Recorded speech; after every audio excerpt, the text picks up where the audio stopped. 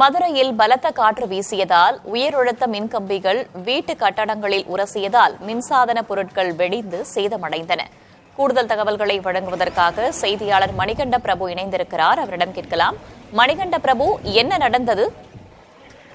வேதவள்ளி, மதுரையில் காலை முதலே பலத்த காற்று வீசி வரும் சூழலில் உயரழுத்த மின்கம்பிகள் வீட்டு கட்டிடங்கள் மேல் உரசிய நிலையில் வீட்டில் இருந்த பல லட்சம் மதிப்பிலான மின் சாதன பொருட்கள் வெடித்து சேதமடைந்திருக்கிறது.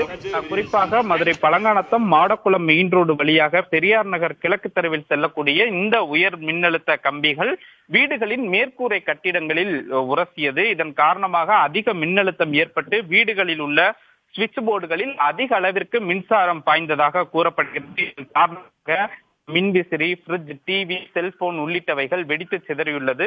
மேலும் மதுரை பழங்கானத்தம் மாடக்குளம் பகுதியில் அதிக அளவிற்கான டவர் லைன் என்று சொல்லக்கூடிய இந்த உயர் மின்னழுத்த மின்கம்பிகள் பலத்த காற்று வீசுவதன் காரணமாக அருகில் இருக்கக்கூடிய பல வீடுகளில் உரசியுள்ளதால் அந்த கட்டிடங்களின் மேற்கூரைகளும் சேதமடைந்திருக்கிறது. இது குறித்து தகவல் அறிந்த மின்வாரிய உதவி பொறியாளர் தலைமையிலான அதிகாரிகள் தற்போது அங்கு நேரில் ஆய்வு மேற்கொண்டிருக்கிறார்கள். குறிப்பாக இந்த உயர் மின்னழுத்த கம்பிகள் பகுதிகளில் இருக்கக்கூடிய கட்டிடங்கள் அனுமதியை மீறி கட்டப்பட்டிருக்கிறதா என்பது குறித்தும் ஆய்வு மேற்கொண்டு வருகிறார்கள். வேதவள்ளி, தகவல்களுக்கு நன்றி மணிகண்ட பிரபு.